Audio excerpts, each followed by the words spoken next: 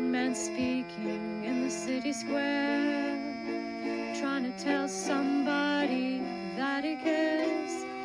Can you blame the voice of youth for asking what is true? Yeah, the ones that you're calling wild are gonna be the leaders in a little while, when will the lonely voice of youth cry what is true?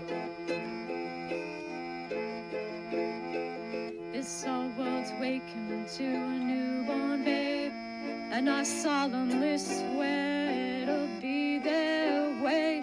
You better help that voice of youth find what is true. And the lonely voice of youth cries, what is true?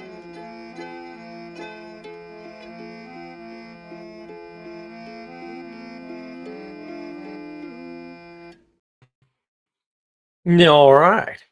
Welcome on in, everybody. We're going to have a great time because I've got my Sampel. I hope you do as well. I've got my Muppet Cup. Have you considered? Have you? You should. You can buy a Muppet Cup, by the way. They're very good. Everybody should buy one. And I got some tea from the Table Rock Tea Company. I've got a Carolina Lapsang. Smells delicious. Needs a little more brew time, but that's okay. So much stuff going on this week. It's just completely whack. Oh my goodness. Yeah, there's so many news stories and conspiracy theories and people with low IQ takes, and I gotta tell, one of these days I'll do a video on this. It's getting easier, right? Like some of these videos I've been able to do for 2 years, I'm like, oh yeah, here's the right set of examples. Examples are harder to find, but with things speeding up and chaos increasing, if things are not going to get better. Sorry. Then the examples come fast and furious because you get examples of everything every day practically now. It doesn't matter what it is. Of course, you can't see all that, so fair enough. If you think that two people being at the same military base is some kind of connection, I got news for you. Lots of people at military base. Now, did they work together? Like, that's a different thing. But like, if someone tells you that, you should ignore them. Probably everything they say, because either they don't understand how many people there are at a military base, in which case they probably don't understand lots of things,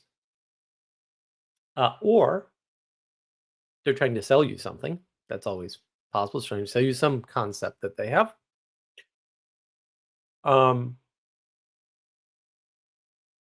Or it's quite possible that they're dumb. They're really dumb. They really just don't understand why that's not a valid connection. In which case, they probably shouldn't be trusted to anything. And what we're experiencing now is a collision of conspiracies. Right? More chaos equals, and I know this is counterintuitive, but actually mathematically proven. Nassim Taleb talks about this, I think. Basically, the more randomness you have, the more chaos you have, the more order emerges from it. Now, that doesn't mean it's rational. It just means that patterns are inevitable. That's all it means. It doesn't mean anything else. It's not It's not meaningful. Yes, the more stuff going on, more coincidences are going to happen. More strings of coincidences are going to happen. It's going to be harder to tell the good stuff from the bad stuff. So limitations sort of flood in uh, once you realize the guy you were following or the YouTube channel you were on had one solution to one problem, which didn't solve all the other problems, right? Or worse, created 10 more problems that are worse, right? And so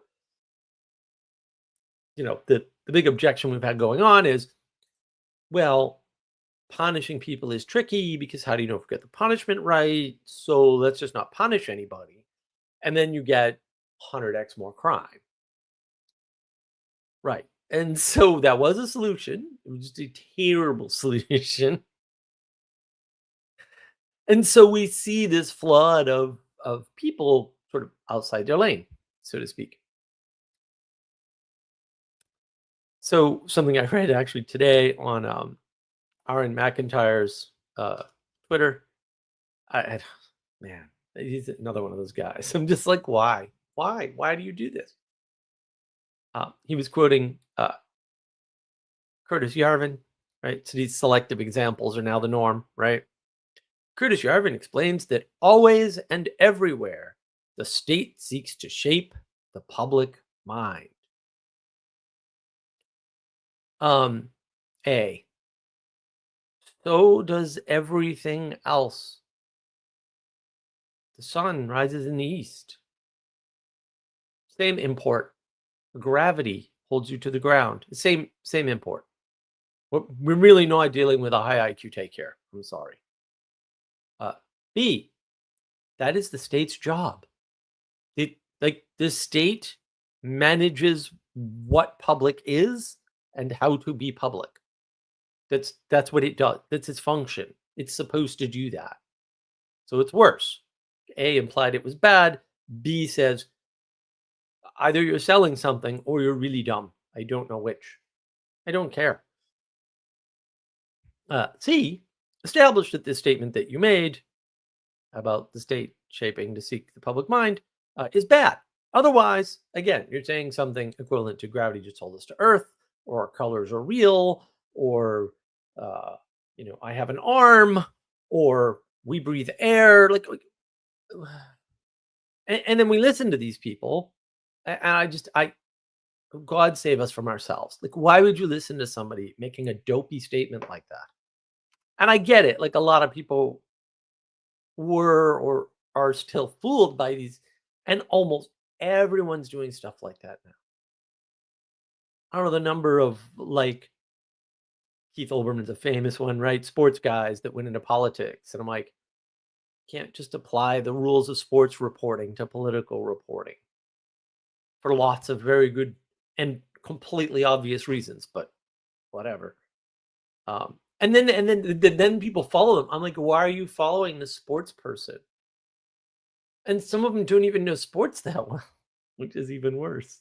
If I know your sport better than you do, you're in a lot of trouble. A lot.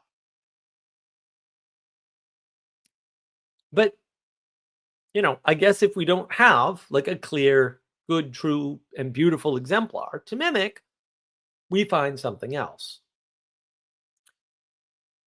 So then it's worth talking about, why do we mimic? And let me make my case here. First, the world is big, in fact, huge. Sounds like an earlier live stream. And you are tiny. You're a Muppet. It's a Muppet. You're born into this thing. It's clearly bigger than you. The world is freaking ginormical. And second, there are a lot of things you can do. Why not do the things that seem to work?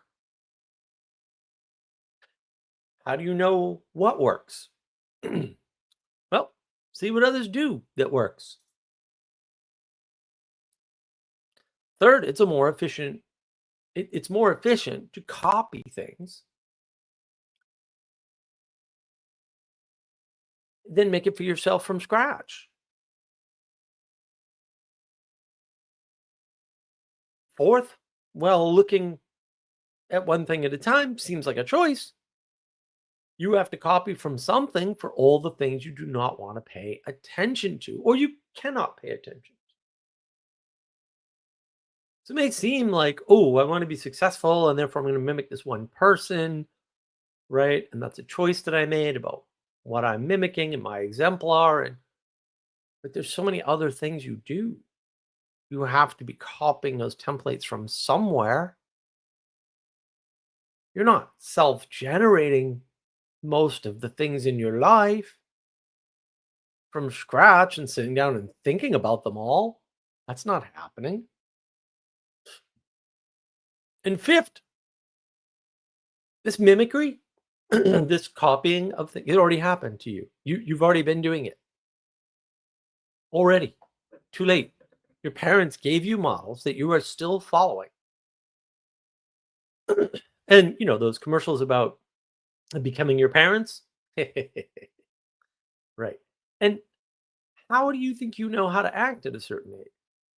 You're either mimicking the people around you because that's what you have, or you're mimicking people you saw in the past when they were that age. You model your parents. Your parents were 30 when you were growing up. When you're 30, you're going to be a lot like your parents. And there are some exceptions to that. We'll get into that later. There are exceptions, though. Don't be thinking you're the exception.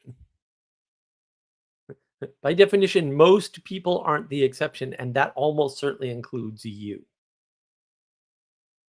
You should never want to be the exception. That's really not a good plan. It's going to cause you more pain in your life than you need have.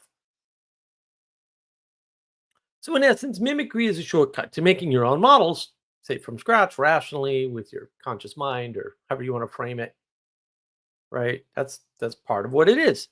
And why make up models of behavior when others already have them? And all the better if they've been handed down for decades or hundreds of years or thousands of years, because then they're more likely to work. They've been working. And the thing is, mimicry is a form of the fruits of distributed cognition through time. John Mimicry talks about distributed cognition. He never seems to put it in time because he's compressing the world. Time's one of the things he compresses. And all science compresses time, they have to. And so when you do that, though, you can end up with weird side effects like you don't recognize distributed cognition. If it's real, if you stretch it out through time, that has profound implications. Like the Bible's the smartest book ever written. It would have to be, and the most up to date in a way for the things it's talking about. Would also be that these patterns we can't get around because they're literally everywhere, all over the place in culture and other cultures, and they come and go, but they always come back. In order they're not replaceable with other things that reliably come back. Yeah, I mean, that's all distributed cognition through time telling you these are true or real patterns in the world. It's what's happening. So, guess what else? Movement conveys several orders of magnitude more information than speech can ever will be able to under any circumstances. Don't even try to quote fix that. It's not a problem. It's not something that can be fixed. The best way to get along with others is to go along, to get along, to mimic them. And mimicry is leverage enough to operate at a greater scale.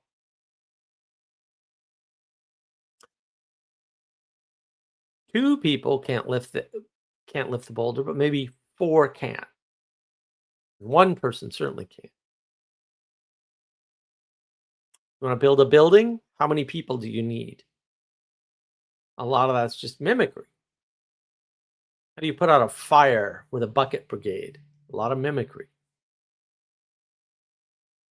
And this concept's everywhere in engineering and computers. How do you build a digital circuit?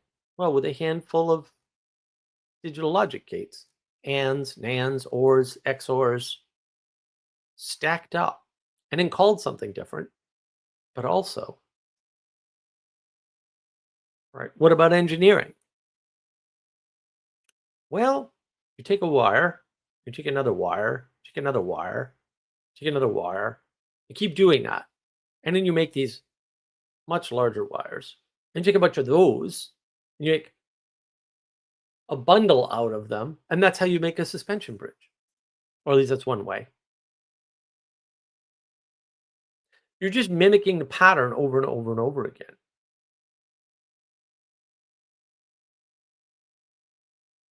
Do you ever see a bunch of parts stacked up to do something? This is the same principle as mimicry. It's literally the same thing. It's exactly, actually identical. And so I tease this in the title. Let me touch on Girard for a bit. Why is Girard popular right now? It's a good question, right? But it's actually because he's talking about the two most important but least discussed and important, you know, interesting topics of today: mimicry and sacrifice. Now, the issue with Girard, aside from being a Gnostic crazy person, um, I mean, explicitly, like just listen to his David Cayley interview and take notes, listen closely. How he massages the words and changes what he's saying each time he talks about it. One word at a time, right? Same sentence, one word. It's that. It's not quite that, but it's that sort of a pattern. He does that. He's very good at it. There's no such thing as a French intellectual. This is the problem. Everybody thought that was a thing. That's never been a thing. It will never have been a thing. Um, but the issue is he talks primarily about sacrifice as scapegoat, and he makes it negative with extreme consequence, right? And he's doing that to describe something rather specific and tie it back to something rather specific, which is a flattening of the world, and it's completely unnecessary, right? And he talks about mimicry alongside with desire, okay? Which incidentally is totally wrong. We have psychological tests. He's just wrong. I don't know what else to say. You don't need to test. You can just watch the world and you'll see that, yeah, there's an element of mimicry everywhere, but it's not real consistent and it's not super reliable. Um, and it doesn't have the effect that he talks about, right? Because he basically uses this mimetic desire to explain violence, right? As if that's the only cause of violence, which, by the way, it's not. Um, and then he links it to scapegoating, right? With a quick stop off at war, just so it seems like he's explaining some otherwise inexplicable thing. And this is sort of his whole thesis, which is weird because the contrarians really like this, right? Probably because they think they're above it or something. And you're not above mimicry, and you shouldn't be above sacrifice. And maybe you need to be a scapegoat to make the world a better place. Or maybe we need a scapegoat. I don't know. I mean, I think this is where Peugeot's tied up. But and it's hard to tell from listening to Girard where he falls on all this, because he doesn't actually he kind of indicates this is all bad, mimetic desire is bad, but he doesn't give you a solution. He just says Christ solves everything. It's like, well, I agree, but nothing's changed about your systems. The other tricky plays is he implies at least that Christ's sacrifice is the thing that somehow stops scapegoating. And of course, that's all the things he's describing. He's using modern examples, telling you they're also in the past. Big shock, Captain Obvious. And then implying that when Christ does his sacrifice, he's the ultimate scapegoat. He scapegoats for a different reason, and therefore the pattern's broken because now everybody can see it. Yeah, but you gave us modern examples, so that didn't happen. Oops. Yeah, the guy's a bundle of contradictions. And if you guys want, I can, if some people who really want to know about Girard or whatever, I can go into more detail when I'm done with what I'm doing here. My notes are up, so I can grab them. So now that I've made my case, let's suppose that mimicry is a real thing and that you're kind of subject to it and you really don't have a choice. You're going to mimic something about something, right? Um, what are we copying? And well, I mean, it's what we see in the world. And that could be an exemplar, in the form of a person, right? So let's just start there, right? Because we all started there as children. So let's just do a little thought experiment here. Suppose you held up as an exemplar, or say a set of exemplar, uh, individual heroes with powers, say derived from material, maybe requiring money or requiring special birthplace or whatever. What would you expect the people to try to do in the society? And maybe not all of them, because they're not all going to look at the same exemplars or whatever, right? What goals do you think they would have? Are stories with characters that exemplify a certain way of being all myths? No, no, they're not. We can argue about myth, right? But I'm going to say myth is just above story, right? It's above story. And if you do not have a mythos, one will be provided to you without your knowledge or consent, right? I mean, this is part of the can't get rid of religion. Can't get rid of those religious patterns. Of course, I have a video on that. Maybe I'll remember to link it here. But more on all that later. We'll get back to that because that's kind of a fun, but it's a fun little bug in your ear, if you will. So notice a few things, however. Exemplification doesn't have to be positive. And humans all the time go into the I want to be just like my mother, or I don't want to be anything like my mother, right? Within the same family. And they grew up with the same mother. What's going on? So negative exemplification is possible, and resisting the exemplar is also possible, right? Because you're like, oh, some of these exemplifications are bad, and therefore I don't want to copy them. Yes. Uh, However, as I sort of hinted at previously, it might be impossible to escape, at least some exemplification of your parents, because what other model do you have? Some people have other models that, that happens, but by and large, you don't. And therefore, these, stories of how not to live might be important, not just the ideal way to live, right? And in fact, they might be more important because evolution only requires negative signals, doesn't require positive signals. It only requires negative signals because it's a continuation. It's not an end state designator. And even if it was, to the extent those are positive signals, they're limited. The number of negative signals is way larger, more bad than there is good. Doesn't matter if you say evolution, that principle still holds. Now, as you might have noticed, I took you from person to story as exemplification. So, what about these stories that aren't myths?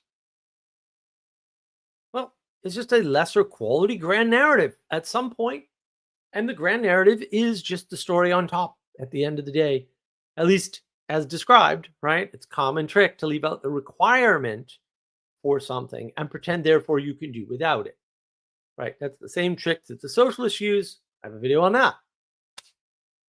Same pattern, right? It's the exact same pattern. Duh. Same pattern. They just kind of leave it out, right? The so-called postmodernists, they leave out the fact that you can't get rid of a grand narrative. You can only switch grand narratives. That's it. You're not going to live outside of this grand narrative thing. And their goal is to destroy myth, because all the exemplars in myths are either very shiny positive or very shiny negative. And if you're a bad person, you don't want that. I agree. If I were a bad person, I also wouldn't want that. Also, I try not to be a bad person, so I'm fine with it. So let's look at some comic book stories to see what we find in terms of exemplification. And I'm over reducing, like, I get that. I'm trying to be very specific about a specific point, right? I'm not trying to give you an explanation for these things that is complete or anything. That's not what this is for. It would take too long and it's boring. Superman is nurture versus nature, where nurture subsumes nature entirely and then is hidden. Anonymity plays a big role in this. And that's going to be next week's topic, right? This role of the anonymous and the impossibility of that ridiculousness. And you can't really talk about that without talking about this first. Batman is overcome nature with material via money through technology and personal excellence, which is barely talked about and mostly implied, by the way. That's interesting. Also, Batman has it both ways. A wealthy billionaire, looks like a playboy, lives the playboy lifestyle, but is exemplifying virtues as a hidden character, much like Superman. Spider-Man's nature subsumed by magic, forcing maturity. And look, I mean, I could go on here, but know what is happening and what happens when you, who does not live in a comic book, tries to act as if you do. LARPing, anyone? Where do NPCs come from? Well, you have to be an NPC about something, maybe about a bunch of things. And you've just never thought about it. Why do you go to the grocery store and buy food, NPC? Another thing you mimic in the world is the world, right? The stuff around you. Animals, plants, water, building. Buildings are important. In the martial arts, they've got a bunch of stuff around, tiger poses and drunken boxing and forms named after animals, techniques named after animals, and they're useful.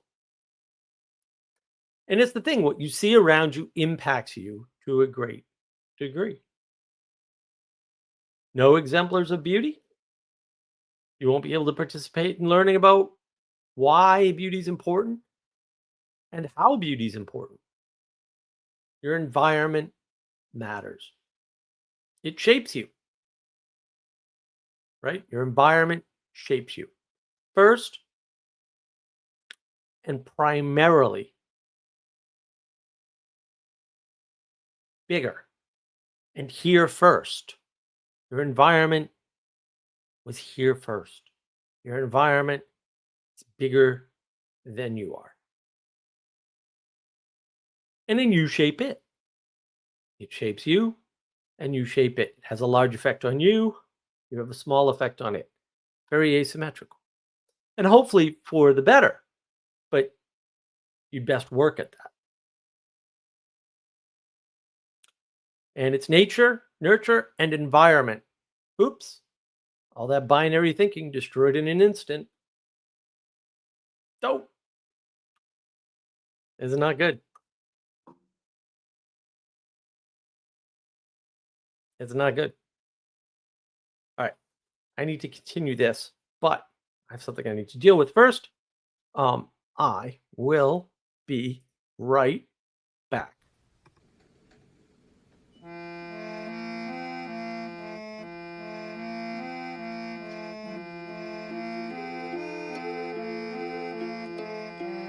Young girl dancing to the latest beat has found new ways to move her feet, and the lonely voice of youth cries, what is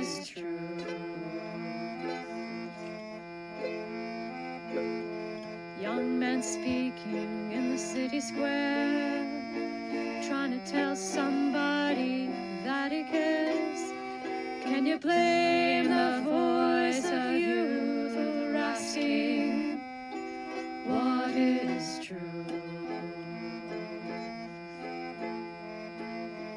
Yeah, the ones that you're calling wild are gonna be the leaders in a little while. When will the lonely voice of youth cry, what is true? This our world's waking to a newborn babe, and I solemnly swear it'll be their way. You better help that voice of youth find what is true. And the lonely voice of youth cries, what is true?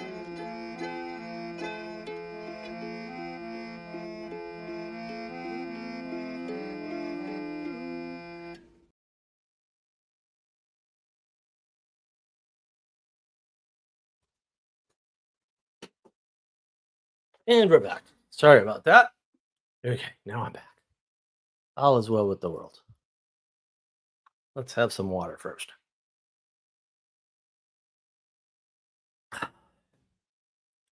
So, given where we are at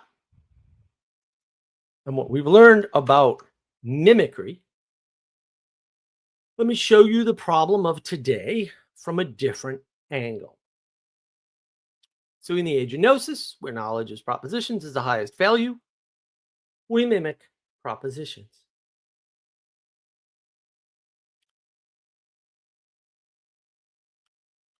And, you know, that's not great. Right? And the thing with propositions is that they can come from two different places. Right? You can get propositions from your observation of the world, right? Say that's a cup. Or you can get it from your imagination. That's a unicorn. And some people, they aren't good at observation. Observation's not some reliable, objective material reality trick to get around the problem of observation itself, as the scientists would have you believe, by the way, because that's what they seem to believe. And a lot of people, like, they see the world, right? But they interpret it poorly. And that has profound implications for mimicry. So you can get a story. I can get the same story. We can read it at the same time in the same place and get very different ideas off of that story. Because it's transmitted using propositions. And if it's written, there's an observational filter over the propositions. That's not bad. And plus, we have a limited perspective, right? A limited and unique perspective. It's one of the, like, everybody's worried about individualism. Look, you have a limited and unique perspective. That should be good enough. That's not a good sign for mimicry, right? Because you don't know what you're mimicking. I've already shown that, I think. And that's why we need other people and other people to help us, to tell us, like, huh, what am I mimicking? Is this a good thing to mimic? How well am I doing at mimicking it? And that's the thing. We don't mimic what we see. We mimic what we think we see. And we often interpret what we see incorrectly. And people online, for example, are more prone to mimic things. They are told, because that's what online is. It's a bunch of propositions, really.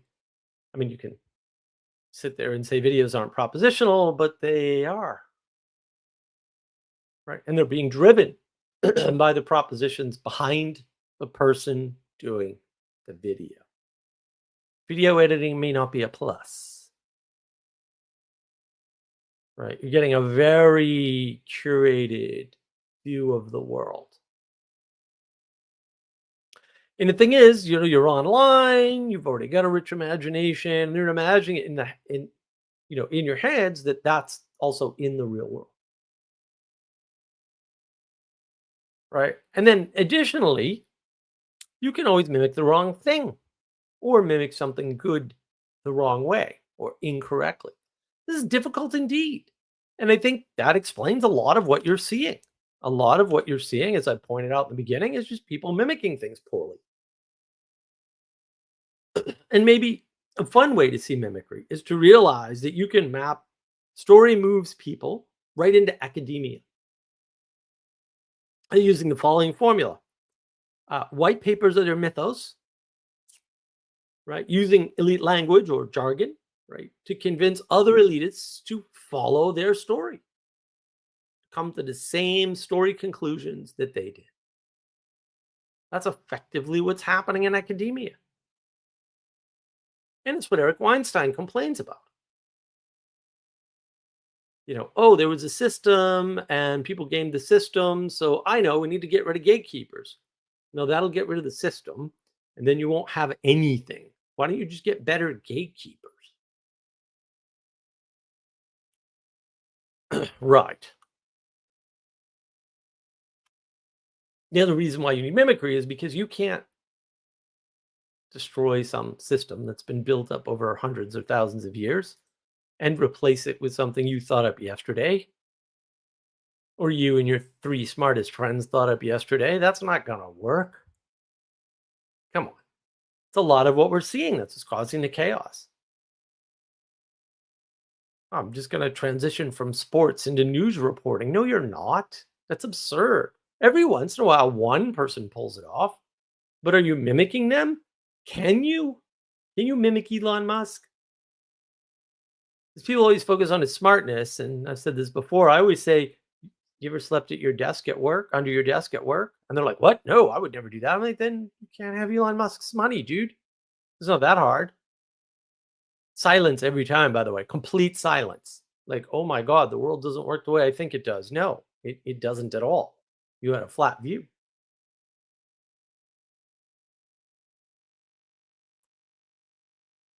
And the thing is, it's easy to fool people, right? You can tell people tyranny is bad, right? And telling you what to do is bad, right? You'll reject hierarchy because those two things are inevitably linked together, right? Which will lead you to equality doctrine, right? Which leads you to lowest common denominator. And now you're woke. Every single time. It doesn't even matter where you started. It makes no difference.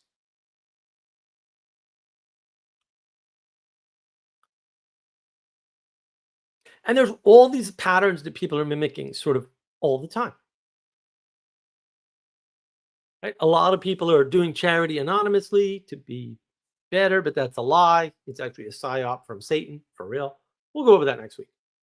Anonymity, we'll go over that next week. Right. And then of course everyone's gonna whine, right? They're gonna say like, well, in this one particular case that I heard about that might even be real, or usually it's a fantasy case that can't exist in the real world, but they can come up with it in their heads because unicorns. Uh, it could be useful. It's like, oh, okay, but one exception does not a rule make. It may prove the rule, but it does not make a new rule. Oops. And the thing is, mimicry is required. You have to mimic things because it allows you not to think about a bunch of things, but still participate usefully.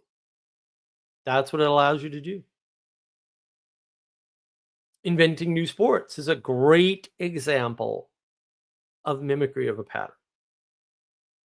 Esports is an example. So is American Ninja, I think it's called, right?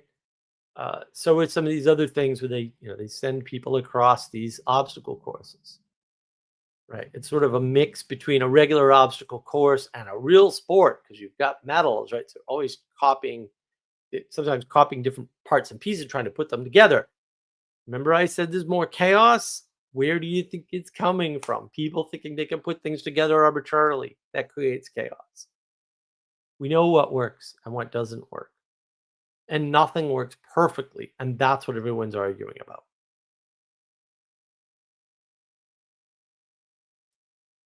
And bad focus is a problem, right? Because you can end up applying a pattern that you're mimicking sort of inappropriately, right? And that can also happen through lack of research or bad research,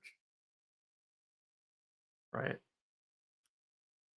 So there was a sort of a spate of Nikola Tesla books, I think in the 90s, if memory serves. And they were all based on one book. So one person's work got turned into, I think, 4 or 5 books about Nikola Tesla. So obviously the books didn't contain any really interesting information because they all said pretty much the same thing that was in an earlier book. A couple exceptions here and there, you'd pick up a couple good things. I'm sure they made money selling your books.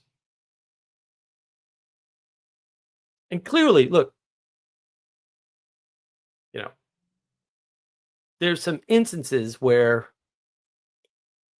proper investigation would have stopped a crime, or even listening to crime reports, would have done it, right? But there are other times where everything seems the same, but that isn't true. You think there's a pattern there, but you're not seeing it clearly. You're not seeing correctly the pattern of success. And it creates conspiracies. Because you see a pattern, you assume rationality, and then when you can't reproduce that pattern using your rationality, it's got to be a conspiracy. It's got to be an alternative rationality preventing you from using your rationality to mimic that pattern.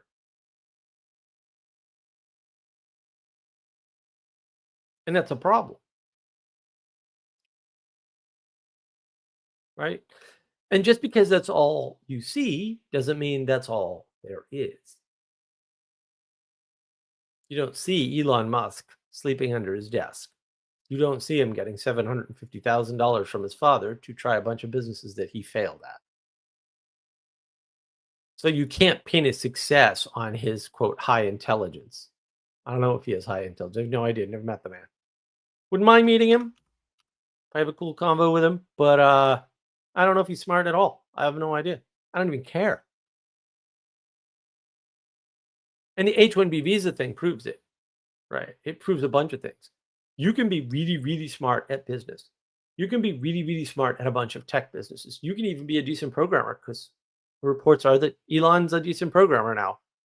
I probably wouldn't think so for reasons. And you can even be an immigrant and not know anything about immigration policy and how H-1B visa affects it. I did a video on my personal channel, which is just my name.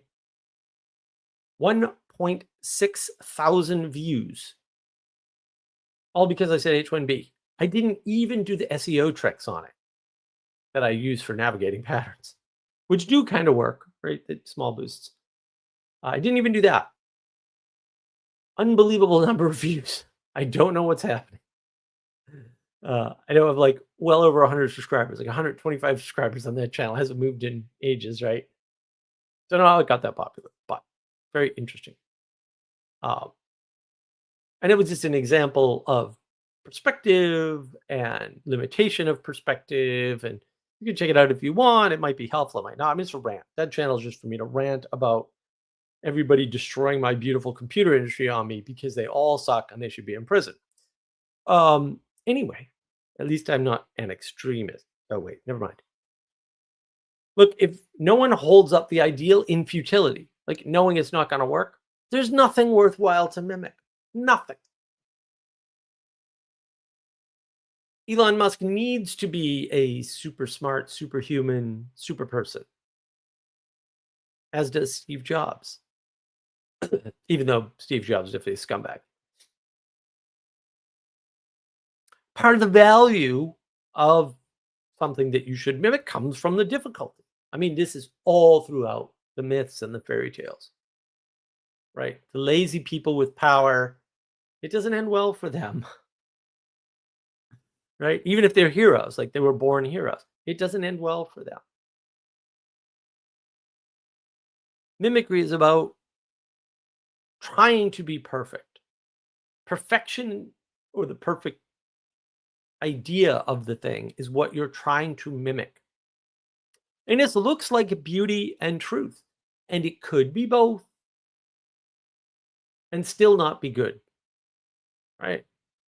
And that's how people get fooled. Looks good, seems logically consistent, still not truth, different problem, but it must be good.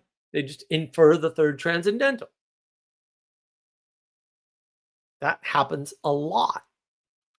That's why people were surprised by Elon's take on H-1B visas, because they thought he was good. But his perspective on H-1B visas is they work exactly the way he claims for him. That is true. His sample size is mostly him, maybe a few other people who are like him in a particular way, and therefore it works great for them.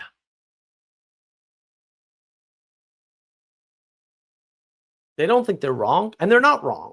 They're just not looking at the whole picture because you can't.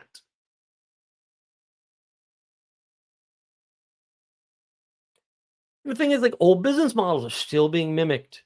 Sometimes, like, a pale imitation of them or like a poor understanding, but everyone's still mimicking Thomas Edison, Westinghouse, Rockefeller, the Vanderbilts, Gillette. I mean, these people are still mimicking these things to this day because they work. Why do authors read other authors? It's best not to do, by the way. And actually, if you look, the authors that aren't particularly well read are typically better authors. Um, just saying. Why do people interact in a community?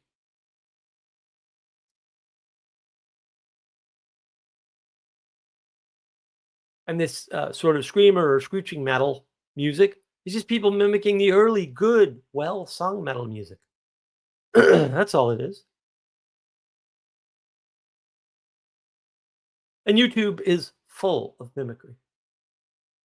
People are just copying what they see or what they think they see, right? Some people are trying to copy Jordan Peterson and they don't see him clearly. See my videos on Jordan Peterson. Those are among my most popular navigating patterns. Still don't have 1.6 thousand views. Why did that video do so freaking well? I have an H-1B visa video coming out for this channel. I just got to sit down and edit it myself, wait for my editor to come back, or get another editor person. But I have one. I'll catch up.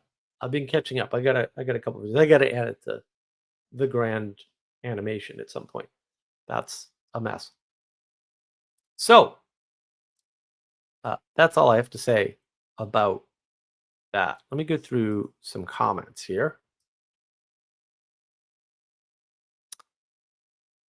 I would say, Dawn, let me do a live survey here.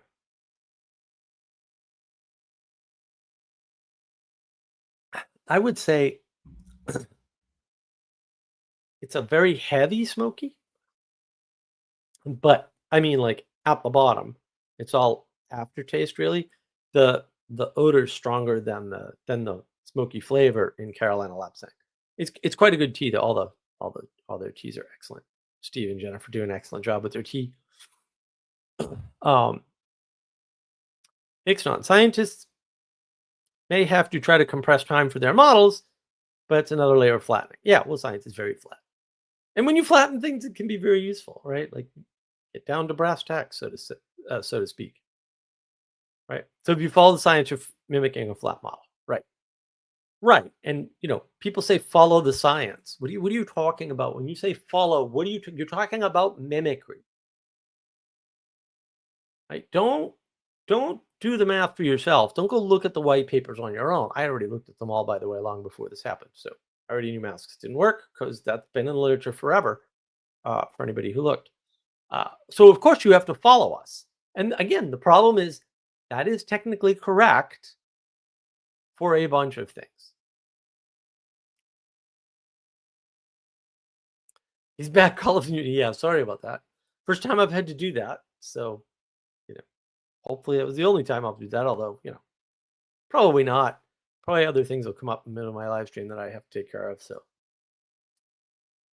people making hybrids instead of incremental improvement. Exactly. Hey, incremental improvement's boring. It's rote. It's repetitive. That's also when you do your best contemplation, meditation, and prayer. Huh, weird. Nah, couldn't be connected. Um, yeah, incremental improvement is way more reliable, more consistent, and creates longer lasting things than this radical, I'm going to be a hero style improvement. Improvement for what? Right. Right. Improvement for what? Anything. Let's make phones better by making phones do everything. Yeah, that was a stupid mistake.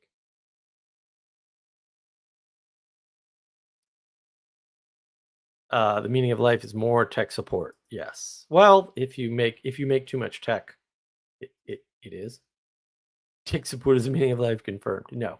Uh, still no. Hitchhiker's Guide to the Galaxy confirmed. Well, I mean that's how it ends, right? When you have constant acceleration of NPCs, right? That's how it ends. Right? The NPC-ness consumes itself. And if you look at civilizations, that's how they end. All these other excuses are excuses. That's how they end. They end through excessive mimicry. And that's a better point than mimicry is violence or reliably leads to violence. And that violence reliably leads to death, which is Girard's thesis, which is just completely off the rails insane. That's why he doesn't provide uh, any, examples, right? Young God, is Mark reading top chat and not live chat? I don't know. I don't know what top chat is. I only have one chat. Sorry. What is top chat? Oh, live chat. That's a YouTube thing. I don't have access to that. Sorry, bro. I don't read everything. Maybe you haven't noticed. I don't see any difference between live chat and the stuff I read, though. So I think you just have high expectations. Yeah, if you guys want to hear more about the reprehensible Girard and stuff, I could go through my Girard notes. But he's worth skipping. So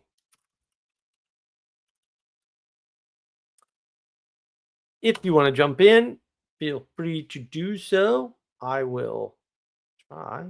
YouTube's being broken again. You guys, you're such freaking geniuses with the placement of gadgets in your UI. You should get a medal. So how many people have Sam Pell? How many people are dressed up as pirates? It's all mimicry, baby. And like I said, there's nothing wrong with it. Like we want to do that. We should do that. That's how we get along. That's why politeness is important. I'm hoping to have a chat with Rachel Fulton Brown about politeness. That should be our next topic. I have to email her about that. I was busy on her live streams doing what I do. She had me watch one of her videos on myths, so I took my notes and sent them over. So hopefully she's finding them helpful. I don't know. We'll see. We'll see. See what happens. Should be a good year this year.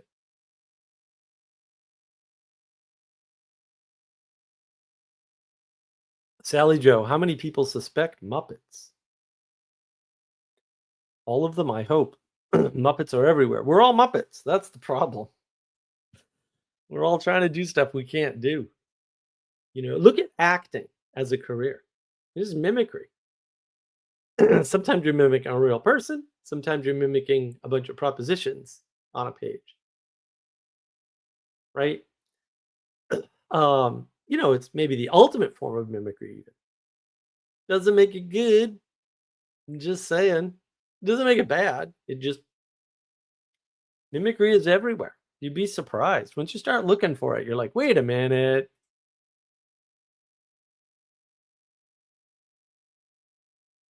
My camera is still screwed up. I keep trying to fix it. It never fixes itself. I don't know why. I thought I made a bunch of. Oh, you know what? I did make a bunch of adjustments, but maybe some of them didn't work out. Posted 2 videos on my personal channel a couple of days ago, one right after the other.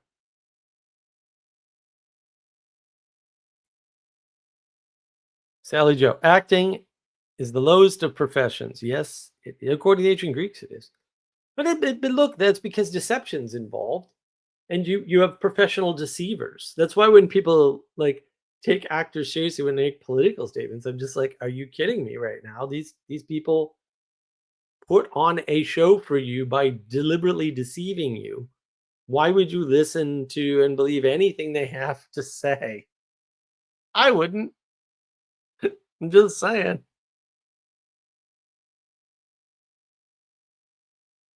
I think if I met an actor personally, I wouldn't. I just wouldn't believe anything that he was telling me or she. I just wouldn't. I would be like, eh, no thanks. I'd be polite. And yeah, that's what politeness is for, right? To give you time to assess and contrast to do the assessment.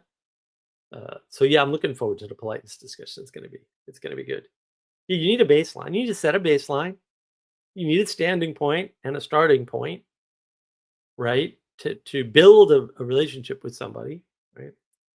And some of that involves mimicking these, we'll call them neutral patterns, um, so that you can, you know, create a higher quality relationship or not, right? You can decide like, this is the relationship I want or not, right? Do I upgrade it to a genuine friendship or whatever, right? That's what politeness is for. And without that in a society, I don't see how you do it. Like I don't see the alternative. It's not. Actors and entertainers are the lowest caste. Yeah, they are. They're cast with an E. But yes, we should cast them out. How's that? That would be a better plan.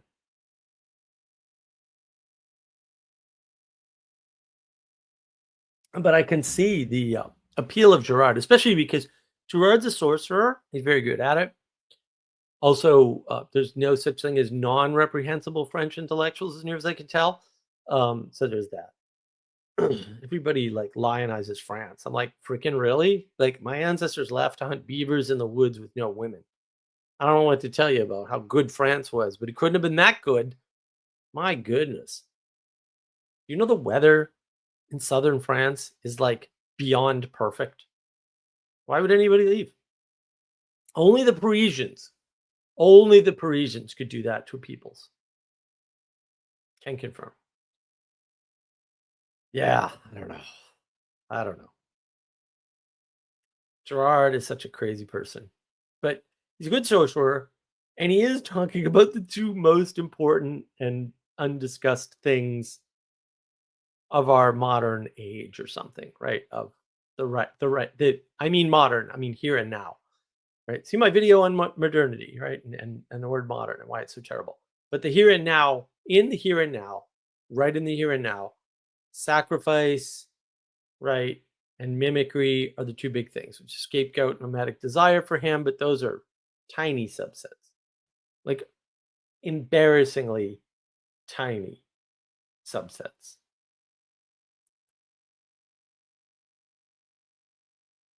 Ixnay, talented sorcerer, maybe not, definitely not good. No, he's not good. You can't sit there and say Satan critiques God, the Holy Spirit critiques, I forget what he said. Therefore, Satan and the Holy Spirit are the same. What? No, that's A, that's not how that works. B, your statements of facts are actually fundamentally incorrect. Like, I don't know why you would say such a silly thing. And then go, I'm a Christian. What? I don't know what that means. Also, yeah, I'm a Christian means you're a Gnostic, as far as I can tell. Um, yeah, hold fast to your Anglo-Catholicity. And if you're a Protestant, just cut it out. That's all I got. Yeah, Girard is very tricky. Like some of the stuff he says is just, and the thing is, it sounds good. Like everything he says sounds good. Sounds great. Right? Yeah. The reason for violence is, that 4-year-old has something and the 2-year-old wants it, and then the 4-year-old doesn't want to give it up, and the 2-year-old wasn't going to play with it anyway. And all of that happens. I agree. But even in children, it doesn't end with violence, and it certainly doesn't end with a murder, a collective murder. And he plays very fast and loose with words like civilization and collective and things like that. And I'm like, why are you playing so fast and loose with these words? I don't know. And he morphs what he's saying, right? So he starts out with saying, well, there's a scapegoat and, he's a victim, but he's guilty. Like he actually starts out with scapegoat guilty, and then he goes to scapegoat neutral, and then he goes to scapegoat innocent. And then he says, there's no way to resolve this until Jesus gets crucified on the cross. And I'm like, what are you talking about? Like, did you forget to take some vital medication this morning? Or did maybe you take something that wasn't prescribed? I don't, it's got to be one of those two things. And Girard just proceeds from there. And I'm like, no, like, where are you getting this from? And he can't give you any examples. That's the other part. He tells this whole myth. I forget what the myth is called. He tells a whole myth in the David Cayley interview. And he says, see, they blame that one guy for the plague. And it wasn't his fault. And I'm like, how do you know that? That's not evident from the story that it wasn't his fault. I'll tell you what is evident is that it could have been, because they stone him and the plague dies. He could have been the carrier. I don't know. Why would you assume that? Why did you assume innocence? There's no evidence that he's innocent. You're just projecting that onto the character. It's like, are you freaking? You're going to let him get away with this in an interview? Really? You didn't push back at all. And he didn't. You didn't push back one whit. And I was like, you're a lunatic. You're a lunatic. Oh, no. It's not. Are you going to make me do my realm of transformative coupling video? I'm not doing it now.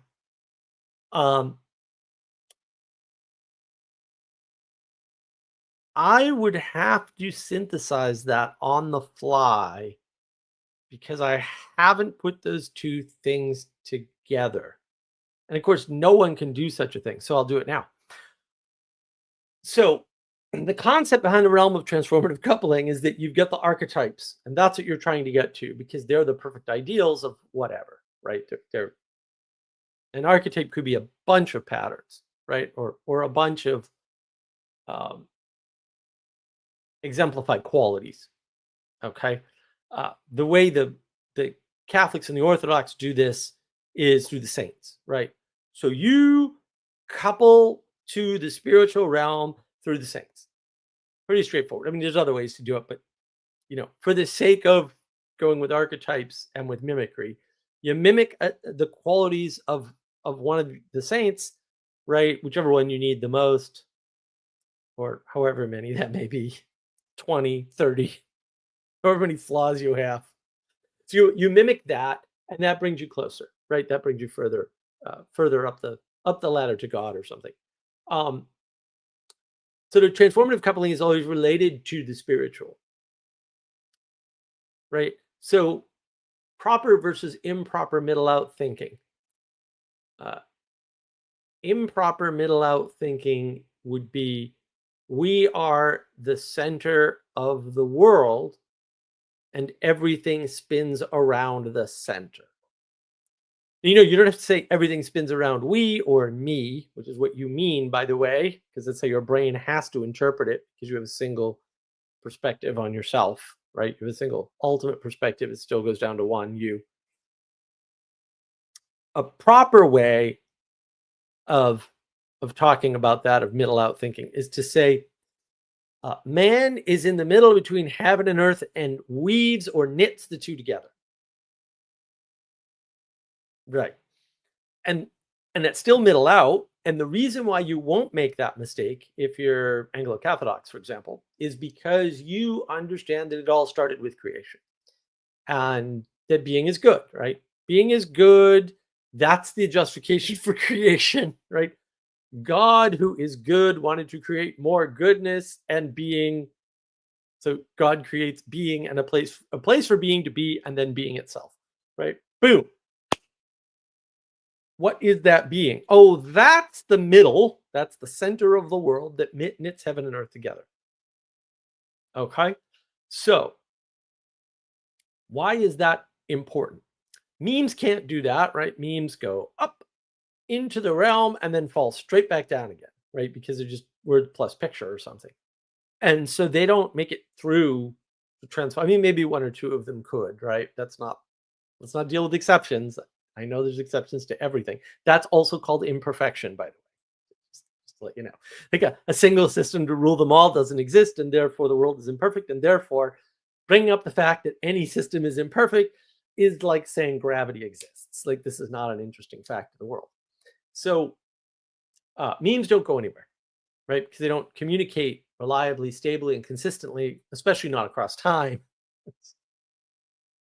right? And so there's heavily context required, heavily reliant on context, heavily.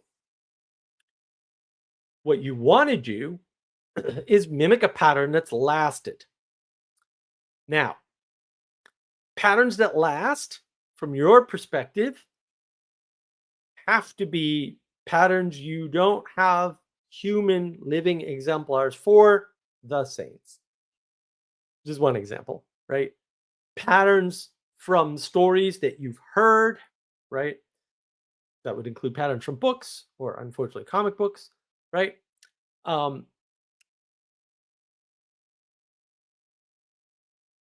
Patterns from people on your journey, roughly your age or whatever, or going through something similar that you went through. Those are the only patterns you really have access to for successful patterns. Now, when you live in a world of mostly contrarians who are doing nothing but creating hybrids, to your earlier point, and creating chaos, right? Because that's the same process ultimately. What ends up happening is you're creating a bunch of new things. They're not going to last. You don't know when or how they're going to break, but they're not going to last. And if you mimic those, you may meet with quite a bit of success, right? But you're also going to fall into patterns you don't understand. This is what I keep trying to explain to people. I know you see a conspiracy, but actually, this is an inevitable pattern. It happens every time somebody does this. It doesn't matter what the this is, right? It can be pretty much anything, right? Because the world, just like reality, is just a bunch of patterns at some level, and you're going to follow one or more of them. And if you're not deliberate about it, right? Or you're deliberate about not following patterns work, we might call those religious patterns, for example, then, you're going to end up with bad results. Let's suppose you start up a company, you get lucky on YouTube, you start hiring people, and then you rely on those people, so you shield them, and then they turn out to be bad people, right? Like, because that happens all the time to Mr. Beast. So you're trying to get through the transformative coupling through the mimicry because you don't want to have to derive all this stuff. So you can't, you can't, right? Like it's not possible. So you're always subconsciously mimicking a bunch of things. And mimicry isn't unique to humans, right? Animals mimic too. And there's a lot of dust up around, do they do it better or worse? There's all these wackadoo things. Like there's a big test where they do a human will mimic all the steps of a complicated process, even when it's quote only the last step that matters. This is the scientific reductionism, whereas an ape won't. And so they see this as some grand sign of something, and it's like, yeah, it's probably a grand sign of lack of memory, but they don't account for that because they don't think of these things. Like they just don't think about these things from the right perspective, so they screw it up all the time. All the time. Awaken the Muppet Crisis. Christians, bad term, are meant to image Christ and not mimic each other. Yeah, but we have to mimic each other because it's all we have. Christ is not here. And that's why, again, this is where all the problems come from.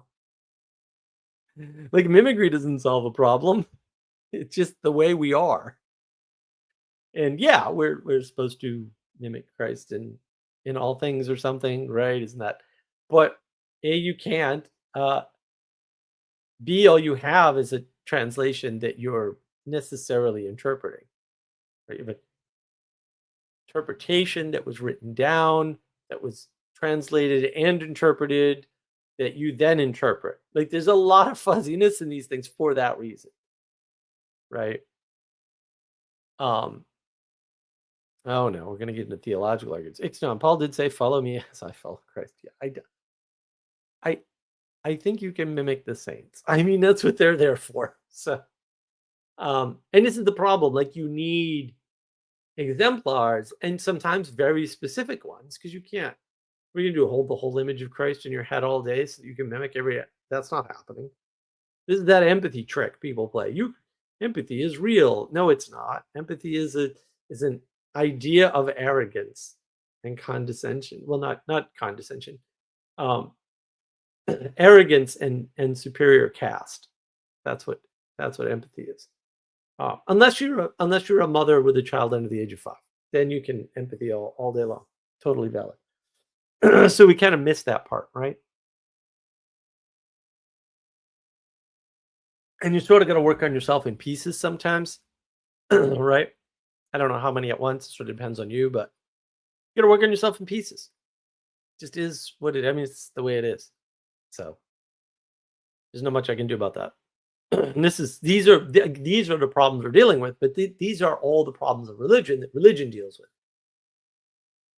All right, no matter which religion it is, it addresses these sorts of things, and nothing else does. That's why everything else is an ideology or a cult. Right? Cults are generally personality based. Ideologies are generally idea based. But the difference between a cult and an ideology, other than that, yeah, I don't think there is one. I think cults are more personality. Right. And ideologies are more ideas or sets of ideas. And usually people come to ideologies on their own. Like everybody makes the ideas have possessed them. Yeah, but the ideas that possess you are usually your own. Right. Now, whether or not they were led into you by another person is a different issue. And you may think that there's a big difference there, but actually no, because you aren't led by everybody that you talk to. Right. So there's got to be some voluntary component there at the very least. And if you're empty, if you don't have a set of ideas to mimic already, then you're going to be more prone to mimicking the ideas that come along. Like, it's just, if there's nothing filling that space, something will fill that space eventually. Like, sorry, like, yeah, the negative space thing really important, and we don't recognize it. We don't recognize it. What's someone trying to do? We'll figure out who they're following or who they're mimicking, right? Then you'll know what's going on. And you'll know how it's going to go for them once you talk to them. You talk to Pastor Paul Vanderklay for 20 minutes and you'll figure out real quick he doesn't understand Peterson and he's trying to do what Peterson does. And he said it explicitly to some extent, or he's trying to do something like what Peterson does, but fill a gap. Okay, bro, what does Peterson does? Oh, you don't know.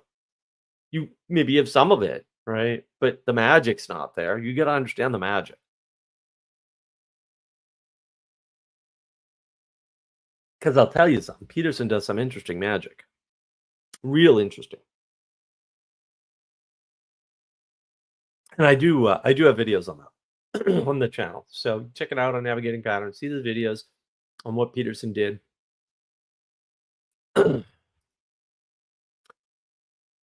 Awakened Muppet Crisis. Proper mimicry is done in faith. Well, I would say all mimicry is done in faith because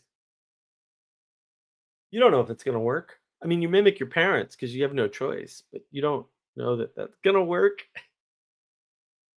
And that's the problem. Like, and there's no filter for good mimicry. That's the problem. There's no filter for it because there's also, with the exception of people who are dead, or spirits as such, angels or whatever, there's no perfect people. So whoever you mimic, you shouldn't mimic all of what they're doing anyway. Right. And so you got to pick a subset. And now the errors just stack up, guys. It doesn't get any better. Right. You're better living in the struggle and accepting the struggle and the trade-offs rather than trying to over perfect them with systems, right? Build systems that allow you to participate in trade-offs and understand trade-offs. Don't build systems that try to protect you from the inevitable imperfections, mistakes, and errors. Like, that's a waste. That's just a waste. And that's what we've been trying to do. And when we find out those systems haven't been working, like in the UK, man, the dust up in the UK is a disaster. It's a disaster. What are they going to do in the UK? Oh, this has been going on for decades. Oh, the government knew this was going on for decades. Oh, the government was participating in many cases. And then, they made fun of us for Epstein. Okay, bro. How's that working out for you? We're still better. We're still better. Why? Why do you do this to me? Sally Joe, can't do everything, Mark. That does that because that would get awkward fast. Yeah. Yeah, Sally, it sure would. Sally's an expert at trying to do everything.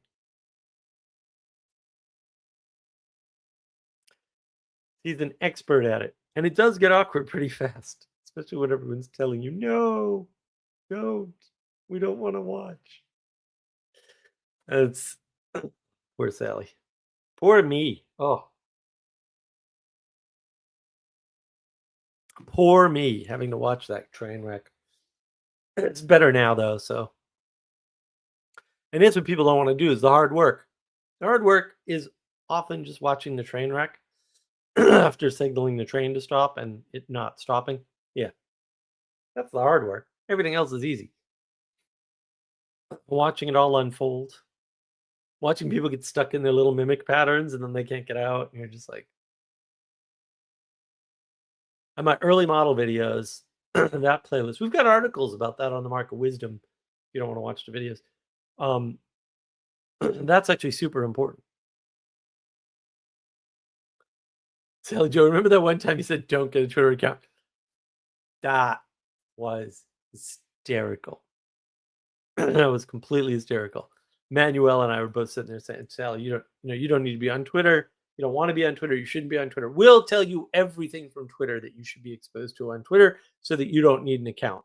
5 minutes later, she's got an account. She's telling us about it. And we're like, we just literally told you 6 times, do not get a Twitter account under any circumstances. I don't know. Dawn.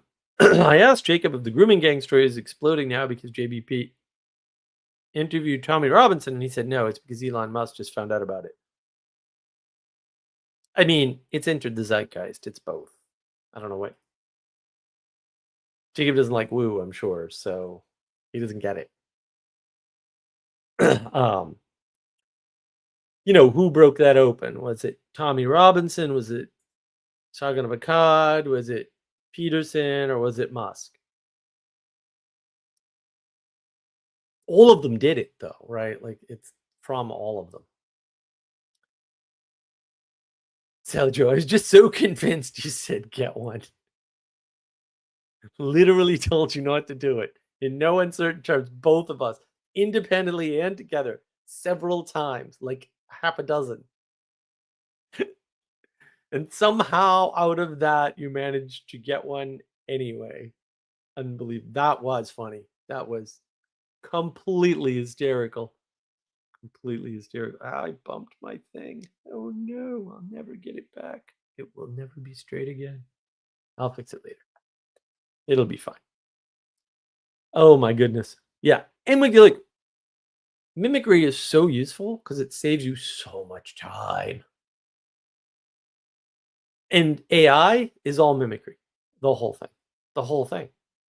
It's just mimicry galore. I'm just going to shut my camera off real quick and fix this because one of the disadvantages to having OCD is stuff like that makes you completely insane than you already were, in my case. And so you have to fix it.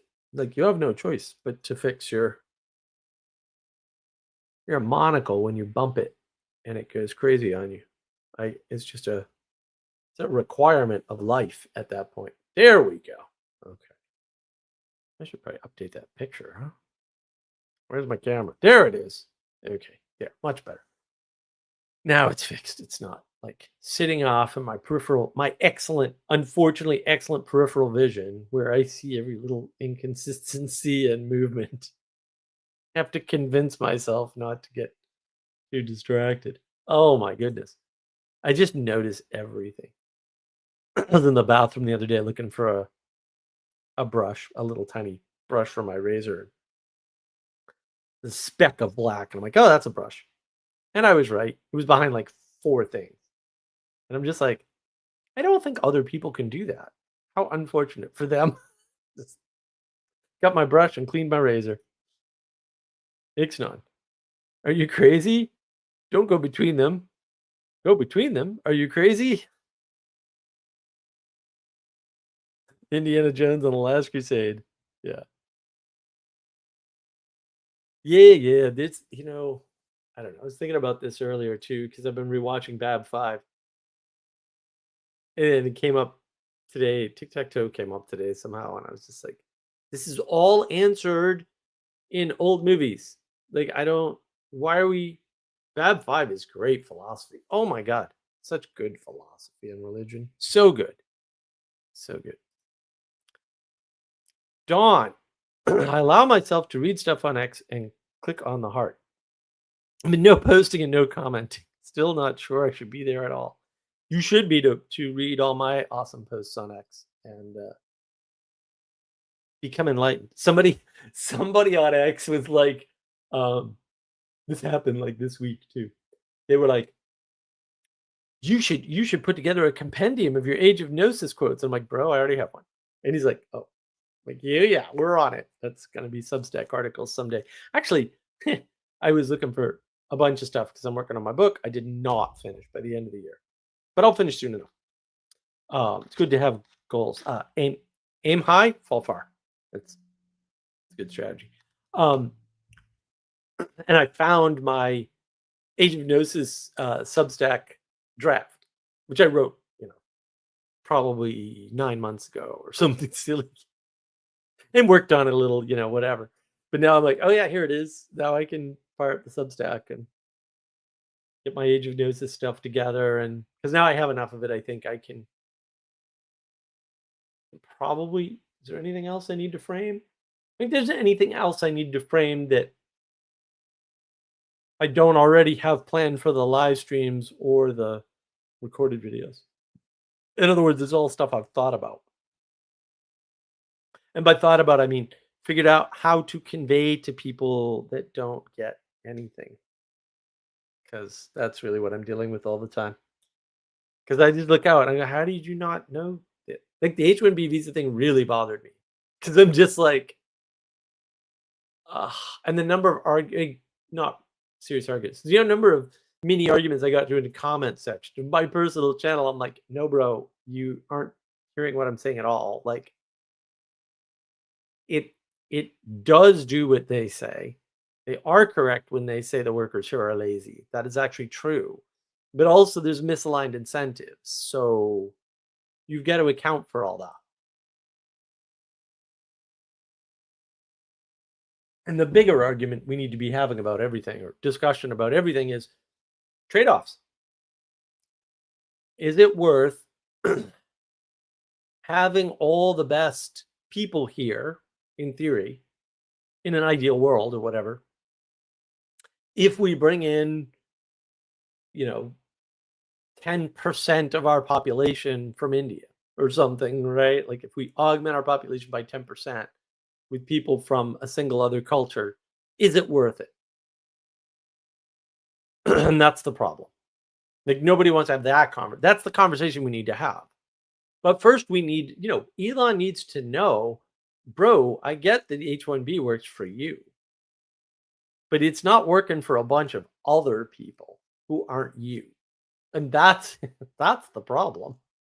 The idea that you can bring, I mean, it's right in the bill too. But the idea that you can bring people into a market and increase the supply and not impact the price, I'm like, all right, I get the dumb, but if you're this dumb, we need to sequester your job types, right? We need to. Like, and if you're not that dumb, you're malicious, in which case we need to sequester your job types when you get out of prison. Either way, I'm fine. But since we know we need to sequester the job types, let's just do that immediately and worry about the prison part later. Right? Do the immediate thing. I'm gonna have a whole video on that at some point. Like, everyone's like, we don't have all the facts. It's like, yeah, but you only need a small subset of facts to take an action. You may need to take additional actions later as you get more facts. Different problem. Sally Joe insists that scrolling the worst things that are happening in the world doesn't make you a better parent or a better person. That is true. Sally Joe, it takes a lot to put your attention to something you affect. Right. Until that's your habit, then it's normal. That's a really good point, Sally. Yeah. Right. The real problem is people are moving their attention away from the things they should and could be doing because that means work for them, and work means consequences. And also, I can define work as directed time, energy, and attention. I was like, yeah, that definitely works. So I was happy with that little revelation today. I was like, yeah, that's good. We'll just use that. I don't think there's a better definition anyway. So, and work is the thing that you leverage that people see as power. How much power it is depends on what they see, partially, right? You see this sort of trope in science fiction a lot, right? Where you've got the quote powerful wizard and you don't see his power. That goes back to anonymity. And anonymity is such a corrosive thing. People have no idea. They keep defending it. I'm like, do you understand what you're doing? I mean, why would you do this? I don't know. There's no hope for people. No hope. I'm just saying. It's all mimicry all the way down. That's why you see all these NPCs, right? This is why ideologies are dangerous, right? They're systems that people get into and everybody mimics everybody else because you have to mimic the people around you. This is how undercover work operates, right? You undercover drug dealer, you deal drugs. Why? You got to mimic the people around you, otherwise they won't think you're one of them. It's not that hard, right? It's not that hard.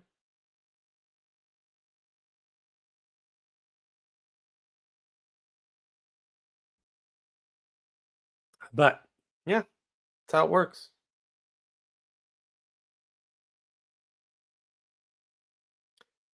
It's not. People are hopeless without miracles, but miracles happen. Well, and that's what everybody wants, right? It's a good point, but that's what everybody wants. They want to be broken out of the pattern. The problem is if you're not in the pattern, in other words, you don't have some boring, rote cog machine thing to do every day, the number of miracles available to you is minuscule because you have no contrast to see them. If your day is full of exciting things, when exciting things happen, they'll just be Tuesday. And that's the blindness of the elite class. I mean, that's the trope of let them eat cake, which is possibly one of the most misunderstood and mischaracterized stories in history. But that's the trope. The trope is they have all the stuff that we don't have, and therefore they don't see what we don't have. To some extent, right? That can be true. It's not necessarily true, right? Because what you're really doing is trading struggles. And you kind of see that with Downton Abbey, right? Like this woman can't get married because she's a mess. There's just too many choices. The poor woman takes the first guy that'll have her, gets it over with,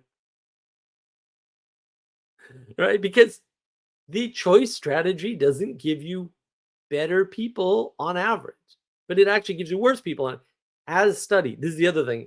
Like you can look this stuff up. Like I did. That's why I say it. It's not that hard. It's not a trick. I'm not Curtis Yarvin or Destiny who just makes things up. All the guy he's never stated a true fact in his life. Not publicly that I could tell. Every time he says something, I'm like, yeah, but that's not actually true, bro.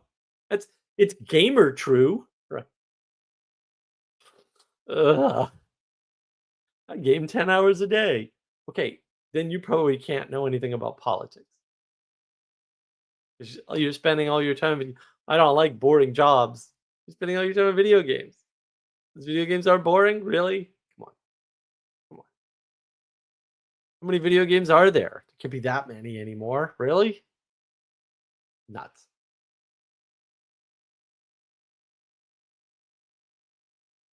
It's a big problem when you listen to a bunch of I mean, everyone's reached their limits, right? Like James Lindsay just reached his flat world limit. He can only see left and right. And all he's doing is putting a bunch of former lefties who are now, quote, moderates in the category of right and calling them woke. I'm like, no, they were always woke because all leftists are woke or will become woke over time. All of them. It's inevitable. It's a pattern. We've seen it over and over again, right? And then Lindsay made some stupid comment. He's never engaged with me, oddly enough. Actually, I find that quite odd, actually, because I'm fairly supportive of his good work. And usually just silent on his bad work. Although recently he's gone after Carl Benjamin. And Carl Benjamin's wrong too. It's like they've just all reached their limit.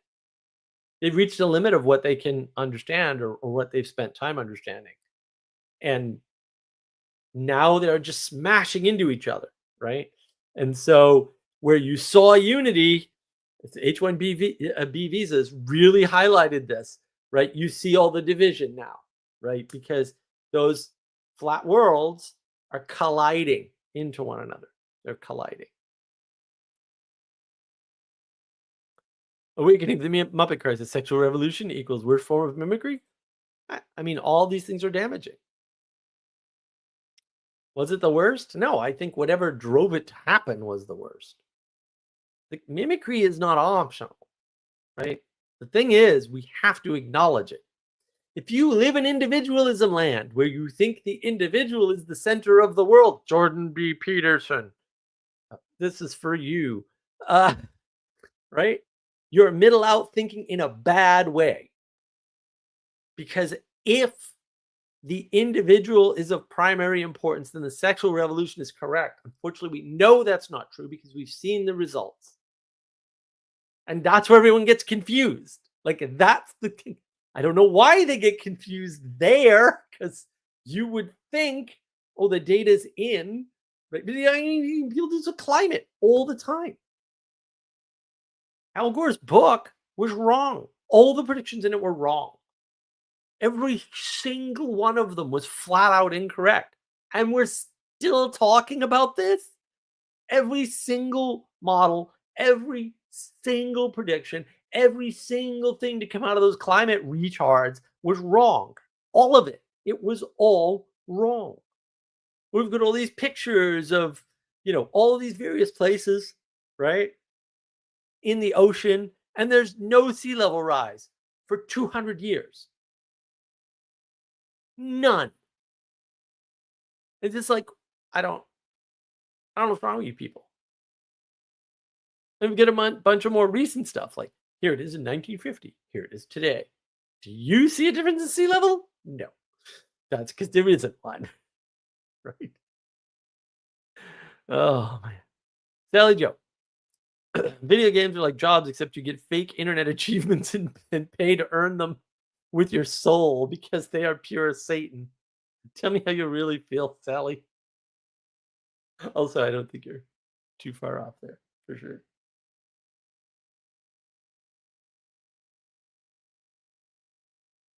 Yeah, this is the play stupid games, win stupid prizes trope that Tim Pool used to talk about all the time. I'm like, exactly. And it's sort of like the end result tells you whether or not you had a good system. And that's why you need to mimic patterns that have persisted, because there's lots of patterns and most of them will not persist. And that's what religion's supposed to do, at least in theory, and I think does quite well, right? Is give you those patterns that have persisted in various different ways, too, which to me is super duper helpful. Sally Joe, that's a PG version for the, but yeah, don't get Sally Joe in a room uh, on the video game rant, because it won't end well. It won't end well. Your ears will be scarred for life. Possibly, possible brain damage might result. I take no responsibility other than having warned you.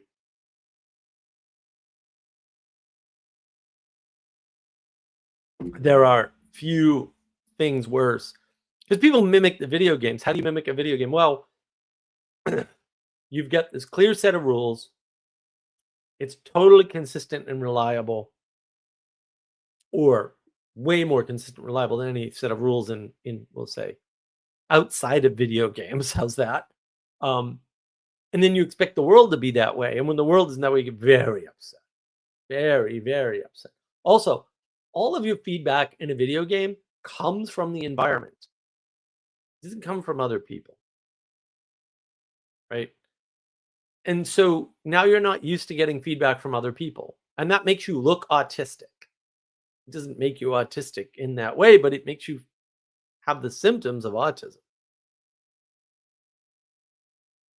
So video games will increase the instance of autism just because mimicry. It's inevitable too. It's like, it's not a problem to be solved, right? Except shut the stupid game. We got a Blu-ray player. Came today, like an hour before the stream. I'm in the other room setting up the Blu-ray player. So I'm setting up this Blu-ray player on the big TV that we have, and a nice 75-inch TV. And I've got two video game machines. I've got an Xbox 360 R2D2 edition. So it's an Xbox 360. It looks like R2D2. It's freaking cool. I've convinced my best friend to buy one too. It's a really good deal when it came out. Really good deal. Fantastic deal. It came with Star Wars The Force and the little, I forget what it's called, but they got a camera and you could do this and it would do the Force thing in the video game. And so you could do like Jedi powers. I didn't play it that much actually because I'm not a big video gamer. But it was hella fun. It was another game with a catapult. You do this and it would bring the arms of the catapult back, and then you launch the thing at the castle. It was freaking awesome. But I never use it. And I racked up hours of World of Tank. Hours of play. I mean, I had a decent game going there. I was never really good at it. I had a decent game going there. Level 6, Hellcat, baby. I had a souped up Hellcat. But I never play it anymore because everyone's off of that, and I have a PS4. And for the past, I don't know, 6 years, the PS4 has been primarily used. I did a lot of World of Tanks on it, just never as much as the Xbox 360. Primarily used for media display. That's it. Just use it to make the TV do stuff. And I had Disney. I still have the Disney characters and stuff. I did this little Disney thing. You put the characters on, and then they pop in the game. It was very cool. And they had all these little mini games that were like in-world games. So they weren't really video games in that way. They were different types. What's that stupid freaking phone game? Farm whatever. The farming games, like the farming games. So they had one of those games. And yeah, I built up a few hours here and there, right? I had this nice little thing. And then they freaking pulled the servers. And I was pissed. Man, was I pissed. That World of Tanks. Why are you guys doing this to me?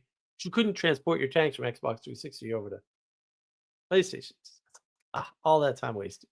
Those beautiful tanks. I had to build them all back up again from scratch. Total pain. not happy. Still not happy. Still very upset about this. But when you mimic that stuff and then you come into the real world, like, oh, it's horrible. It's horrible. Oops. Sally Joe, you become what you practice. Yeah, well, those are you atrophy all your other skills in favor of the ones you use the most. It's not. Return to arranged marriages. One of the most important decisions of your life is going to be made for you via distributed cognition. Yeah, well, true. True. There's a big case there for sure. And I would, you know, I would fight on either side of that issue because it's a fun issue, right? I don't think it's necessarily resolvable, but as near as I can tell, there's never been a time period in history where there were only arranged marriages, ever. And it's odd because the people who argue about these things were never in the classes that did them. And I'm always like, this was never an issue for somebody born in your station anyway. Why do you care? You feel bad for the elitists you don't like, or at least claim you don't like. Is this your argument? Because I got questions about your argument. And people don't see these little. I'm gonna do videos on all these little things. I had a bunch of insights today, and I couldn't write them down. I was outside listening to um, what was it? Listen to a bunch of things. I listened to some In Excess, excellent. And then I was like sad, right? Because I'm like, I think it's Michael Hutchinson was the lead singer of In Excess. I was like, I have this great music. I really like this particular album. It's absolutely fantastic. Was it worth him dying for though? Because Jimi Hendrix, same thing, right? Like, I don't know. I was listening to Matchbox 20, Bright Lights. Ah, Bright Lights is a great song. It's a great song. I love it. I was listening to Metal Church, one of the greatest metal bands of all time. That's why the scream metal guys, it's like, no, you want power. Iron Maiden, power vocals. If you don't have power vocals, you scream into the mic. That's how that works. But they were mimicking, because I've seen those bands live in small venues. They were mimicking these other bands. Someone, who was it? What was it called? Shadows Fall. When I was up in New England, I saw Shadows Fall. They had some original music, but they were a Metallica cover band. Quite good. Quite good. I mean, not great, but they were good. So, but they were just mimicking things. I mean, most music is mimicry. Like everybody used to mimic Zeppelin in the 80s, right? Until grunge comes around, basically. There's other things going on, but right, the Beatles were mimicked for decades, right? And yeah, it's on and on and on with this. Sally Joe, at least consult your grandparents' generation for Pede's sake. Who's Pede? Ixnon says yes. Dawn, big discussion about the dating process for Orthodox Jews in Israel on Jacob's stream last night. Yeah, not arranged marriage, but the parents are heavily involved. They should be. What do you know about yourself and who's good for you? You don't know anything about yourself and who's good for you. You're a moron. You know how long it took me to figure out a bunch of things? Like, oh, I actually have negative desire to be around somebody who's smart in the way I think I would like, because that's actually the wrong answer. Like, that's actually the wrong answer. And I didn't, yeah, I didn't know that. My parents are divorced. So, it's not. Musicians are crazy artists with no self control. Oh, yeah, Sally's gonna love that. Sally Joe never watched Heath Ledger Batman because it killed him. Yeah. Loved him in A Knight's Tale. I think I saw A Knight's Tale. William, oh, good to see you, sir. Some bands are better remembered than their careers. Yes. Well, look, I mean, I don't know. I don't know. I don't know. It's hard. I you know, I think most of that music is probably just not good. Just not good. And the individualism is what makes it seem otherwise. Like, and when you start to learn the history of how this music emerged and where it all came, like Led Zeppelin, all of their songs were like 50 years old when they started playing them, basically. Right. And then as they evolved, they're still just stealing stuff from American blues. Like they talk about this. This isn't a secret. And what they're doing is they're just doing American blues with new instruments. You know, Jimmy Page, as well as he did it, was not the first to take a bow to an electric guitar, which is an innovation, right? And then you see, like, if you ever want to see like mimicry to the next level, listen to some Led Zeppelin. Doesn't really matter. None of the really good stuff. Like, you could do Kashmir, right? Don't listen to 10 Years Gone or In My Time of Dying, right? But most of their good popular stuff in Kashmir, and then go listen to Whitesnake, and then we'll chat, and then realize Coverdale Page was an album, right? They had an album, and it's fantastic. By the way, that album's fantastic. Like, it's just a good album. I love that album. It's fantastic. First CD I bought, only because it was $6 at the time, and I was like, "Oh, I'll buy a $6 CD." I'm just not buying a $15 CD because I'm not a retard. So, still haven't paid $15 for a CD. Bring back CDs. Sally Joe. Also, insane parents are not trying to help kids figure out jobs or spouses. No, they're individuals. It's worse, Sally. Like, you just give them the choices and they make the choices. And then the responsibility is not yours as a parent anymore. And they can't complain because they had full choice. Like, that's how to parent, obviously. Oh, and we've had 2 generations of that. So what do we have now? We have Destiny, who thinks he's intelligent, but and if you mimic smart people and you're not good at logic, reason, and rationality, you get Peter Boghossian. Like, I don't know. Like, see my commentary on the Boghossian Peugeot video. What a catastrophe.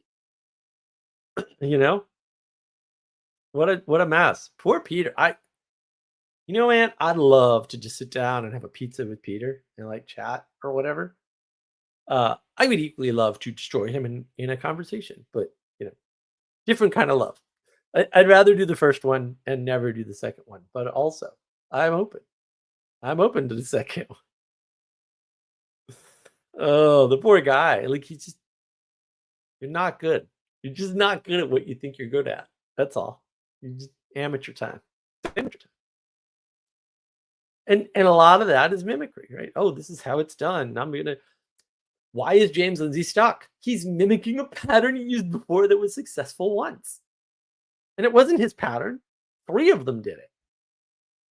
Right. It's maybe he can't do that pattern, but I have no idea. Right. Maybe he can. But that pattern doesn't work everywhere. And in fact, he screwed it up when he redid it recently, right? He rewrote part of the Communist Manifesto, and Carl Benjamin pointed out to him, well, but Marx's formula is not wrong. All the facts he plugs into it are wrong, right? It's sort of like the Fibonacci sequence, only you start with 2, and then the Fibonacci sequence formula can be applied, but the numbers you get don't have the quality of the Fibonacci sequence anymore, because the quality is the result of the pattern plus what's in the pattern. That's why you don't bring down the gatekeeping system in academia. You just fix it. Why doesn't everybody see this? Why? Why am I here? Feel like I'm crying in the wilderness. I appreciate all you guys, but like, we're gonna get everybody in the world on this. This isn't that hard. Everyone's like, well, first we've got to calculate the 4th trigonometric derivative. And it's like, no, bro, just fix it. Like, it's not that hard. Like, what are you doing? What do you do? The UK grooming scandal. You don't need courts for that. Oh, you publicly made this statement, you go to prison. Okay, done. Just put them in prison. They publicly made statements. You don't need a court for that. That's a waste of court time. I mean, pay lawyers a lot of money, but you're just going to let a lot of innocent people off who already admitted to their guilt. If you already admitted publicly that you did nothing, then you get nothing, and we take all your stuff and throw you in prison. Problem solved. This is always how it's been done in history, by the way. Always. Most people that can go to court for things that's super recent. Super duper. What do they call that? They call it a litigious society. Well, that's been rising in general in the world for 150 or 200 years. Like, that's not a US thing. Why is the question? Because we've done away with the alternative forms of justice. We're putting all the justice in one system that's government controlled. And that's a mistake. Explicitly, as apparently my friend Manuel found out on his little sojourns, which he just got back from. So there will be a book club tomorrow. Tomorrow? Yeah, Saturday. There will be a book club on language creation. Dawn. Sometime in the last decade or so, I completely lost any desire to own the music I listen to. All right, kick this person off this. How do I boot her forever? I'm fine with Pandora and Spotify. Sold all my CDs. Oh my goodness, Dawn. Come on. I want to own and manage all my own music my way. And I will have it know it. I'm sitting there like, I should build a playlist. And I go, no, you should not build a playlist. You don't need a playlist. You pick music in the moment, in the flow state, which I do. I kept having to stop playing with the chainsaw to select new songs. That's why I picked an album. I'm like, oh, In Excess, good album. I played some Perfect Circle before that. Man, those two songs. Oh. Got two songs about addiction. The Outsider, what's the other one called? Now I don't remember. The Outsider's great though. I mean, those same album. One song in between the two, something like that. Really good songs about addiction. Heroin addicts do a great job, or former heroin addicts, talking about addiction in their music. Just saying. Anyway, it's not. People deny God and want the state to play. Well, I don't. Yeah, but that's the church's fault for receding, dude. Like, come on. The church should not recede, and it should not let the government take its tasks from it. Right? You can't. We know two things. You can't let corporations run hospitals, and you can't let governments run hospitals. And you could say, well, we can't go back. And I'm like, oh my goodness. Boy, should we go back. Like, hospitals run by the religious orders are awesome. Even the Baptist hospital here in Columbia. Wow. I mean, I'm from Boston, man. This was unbelievable. They've got escorts to bring you down the elevator, and it's insane how good they are. Insane how much they pay attention to people and experience. It's nuts. It's just such a difference. I mean, when I grew up, everybody knew which hospitals to go to in New England because there was still hospitals run by the church. And so they were like, yeah, well, you just go to these hospitals because they'll never take your house. Oh, no, these corporations will take your house. Oh, okay. But you're the one that got rid of churches running them who wouldn't take your house. So you kind of caused this. So I don't want to hear it from you. I want you to shut your mouth. That's what I want you to do. Shut up about things you don't know anything about. Shut up about problems you create. Don't brag about the problems you create. That's a bad plan. It's going to piss me off. There's going to be repercussions for that shit. Don't do it. Ixnon, the church should not recede, can confirm. Right. Well, it can stop any time now. That would be great. It doesn't seem to be stopping. It's like, recede at full speed, please. It's like, could you not? Could you just like undo that? That'd be great. Maybe set up a few monasteries. That would be good too. I don't know. Dawn, we got notice today at work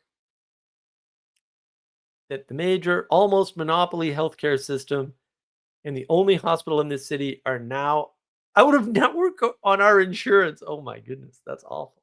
I live in a state with one insurance company. So, yeah,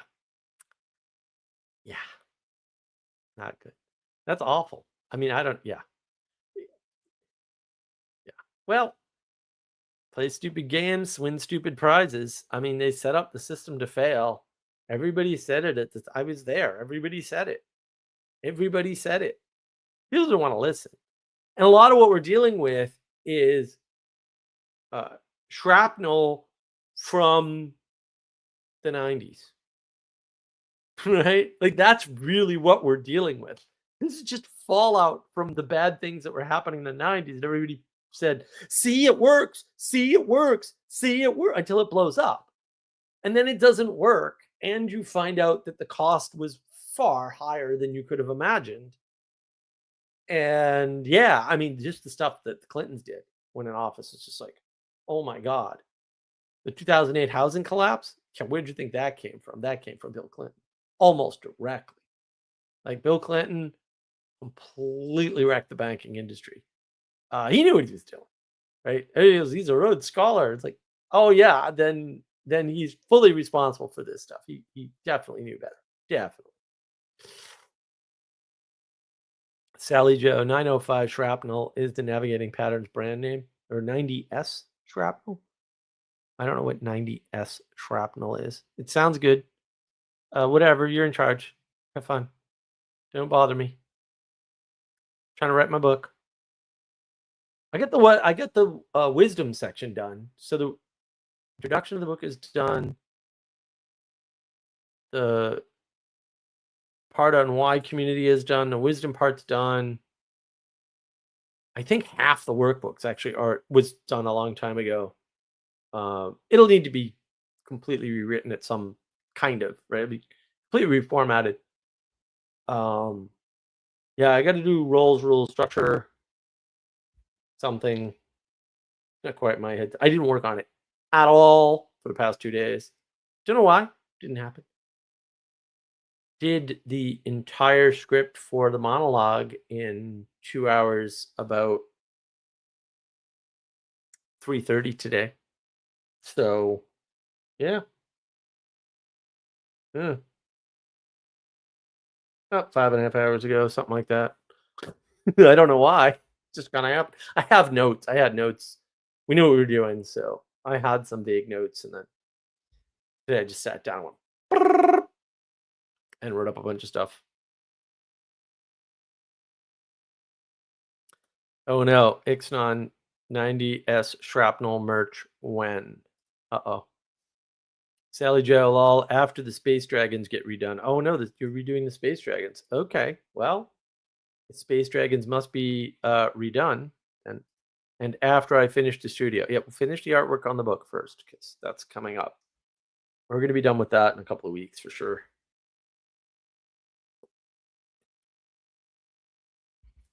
And then everybody can make wisdom communities wherever you are. That's what I want. I want people to make wisdom communities wherever they are. And then I want to win the lottery so I can set up my tea shop. But, we'll see. We'll see what happens. It's going to be a long road to hoe here, but I think this is the year. We're doing all right this year. Everything's starting out pretty good. I'm behind on videos, but that happened because I was in the hospital and over Thanksgiving. Oh, wait, that happened before. Actually, I didn't think of that before. But now that I think I nailed it, I had 2 days this week where I woke up before 8 a.m. and got out of bed and did stuff. Incredibly productive. It was fantastic. 2 in a row. Miracle. And then today I was outside for a good part of the day, grabbing very large trees and chucking them like they were nothing. So, Sally Joe, we can take our propaganda to the universities and plant it there. Yes, well, we can. I got to go back up to Boston soon anyway. We can go to all the universities there and plant propaganda. It'll be wonderful. It'll be wonderful. All right, no takers for Mimicry stream here. We're 2 hours in. Really, nobody wants to join me? No one? Link looks to me like it's been pinned on Navigating Patterns. Nobody. Come on. Jesse's not around. Castle's not around. Sally's almost never around. No Elizabeth today? What's going on? Chucking trees. You're ready for the Highland Games. They have the tartan games here, and they have caper tossing. And I've watched that. It's hysterical. Yeah, so the beaver, who's actually cutting down a tree that I want cut down, has been working on this one tree like right out in front of the picture window, which is kind of good because that tree's got to go anyway. So he chopped it down. First branch he chopped down was held by vines, so it went like this, about 4 feet off the ground. He couldn't get it. I was like, oh, that's hysterical. Then he cut the larger part of the tree down, and that fell. And then I had to go get the chainsaw, and I tried to get the baby electric chainsaw, it's battery powered chainsaw, to work. And that was a disaster. I don't know why. And I'm like, I don't know what's wrong with this chainsaw anymore. It worked not too long ago, but now something's weird. I don't know. I've had problems before with it, but I was like, all right, well, I don't know what's wrong with this, so we'll try something else. So I was gonna get the gas chainsaw, and I was like, oh, it needs gas, it needs this, and I'm like, this is a huge chainsaw, and I really just want to cut like a couple of little things. And then I was like, I have an electric pole saw. So then that needed bar oil and chain tightening, and I had to remember how to tighten the chain, and then I got all that done, and then I was able to cut a bunch of branches, cut some trees, and I did just a little bit of stuff. Then I had to haul the branches off because I don't want the beaver dragging them into the pond.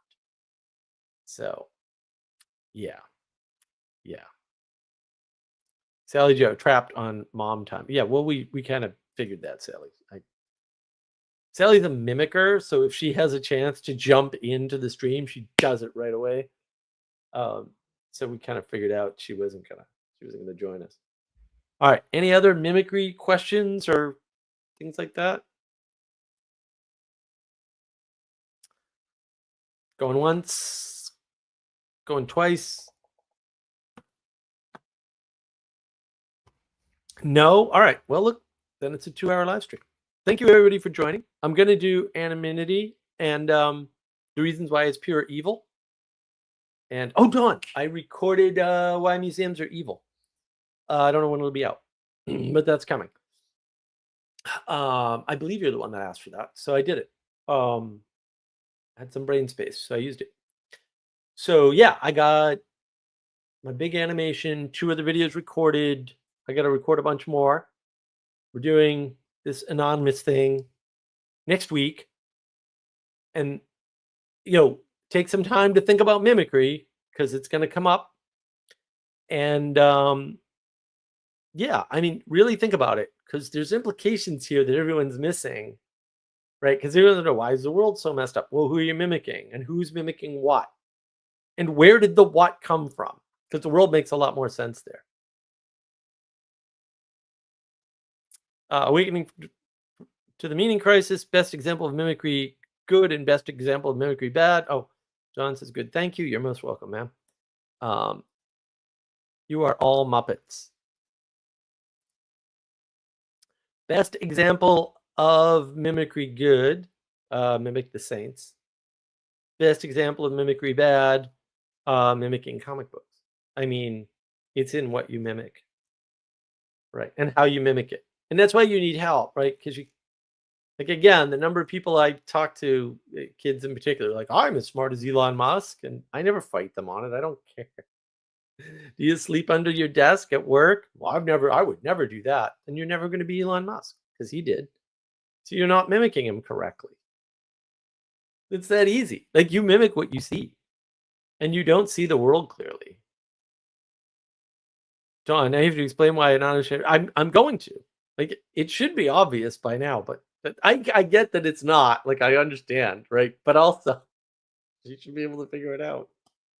If nobody knows who's giving to charity, there's no one to mimic, and then there's less charity in the world.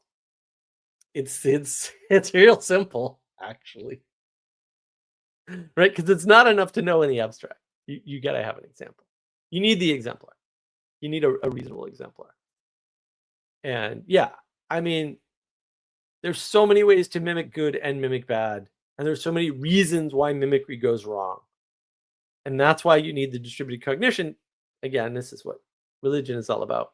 mimicking the patterns that persisted over time that work. That's what you should focus on.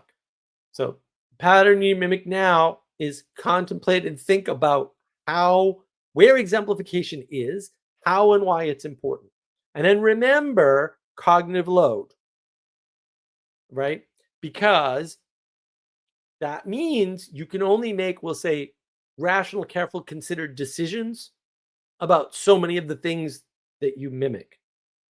And so if people are putting out bad mimic signals, like conspiracy theories, right? Like lots of them in particular, which is what we have now, that's going to fill your brain, right? And you're either going to rely on more mimicry, and the more garbage there is in the world, the more garbage mimicry you're going to get in general in the population, and the more chaos you're going to get, right? At the same time, the things you should be rational about, you're not going to be rational about. It was a family that we did World of Warcraft gaming with. And the husband and wife used to game at the same time all the time. And you hear the kids in the background asking for stuff. It was absolutely heartbreaking for me. Absolutely heartbreaking. And what are those kids going to grow up like? They're probably teenagers by now. Man, I played World of Warcraft a long time ago. I didn't play a lot of it. I was never a big gamer. Mimicry is important.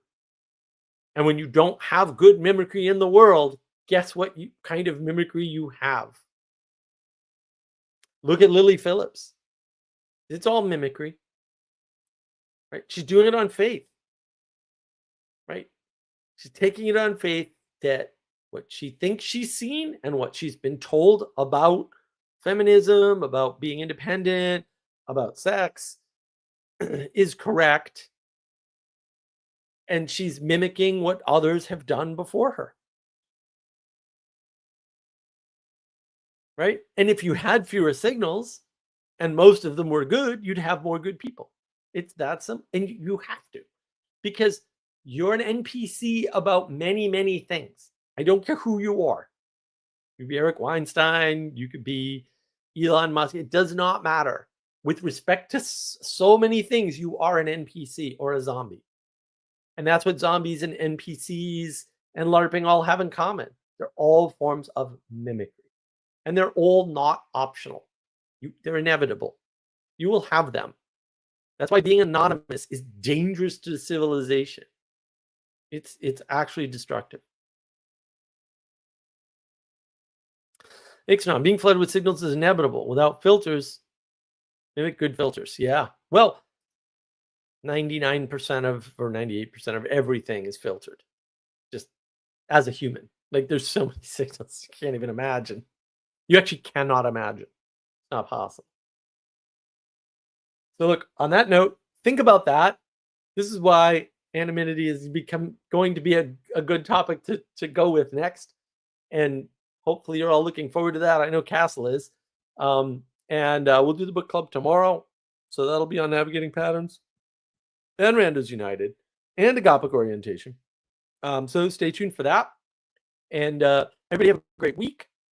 Now that I have a Blu-ray player and a bunch of Bruce Lee movies and Blake 7 on Blu-ray, which just came out last month, I know I'm going to have a good week. So take care of yourself and be better. Be